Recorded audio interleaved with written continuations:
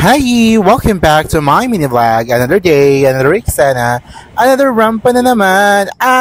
For today's video ay gagara nga tayo ng Tacloban para mag-canvas ng mga appliances. Gagamitin ko kasi ito para sa aking small business. Yes, opo. So ayan, nakarating na kami after how many minutes sa may San Juanico Bridge. At ayun na nga, after din ng how many minutes ay nakarating na tayo sa may Robinsons North. So dito pala ako magtitingin-tingin ng mga appliances for today's video. Ayan, sa pagpasok natin na loob, wala nga masyadong tao kasi Monday today. Sayang nga, hindi ako makakita ng bebe boy.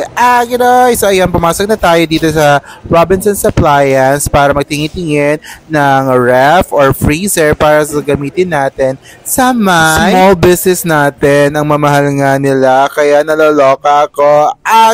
Hindi ko alam kung kakasya pa ang budget namin. So ayun, after nun ay namili lamang ako ng essentials para sa bahay at pinayaran ko na. After nun, syempre, hindi mawawala ang pasalubong ng bayan. Pumili tayo dito at shoutout pala sa mga tindera or service crew ng Dunkin'. Ang babait nila.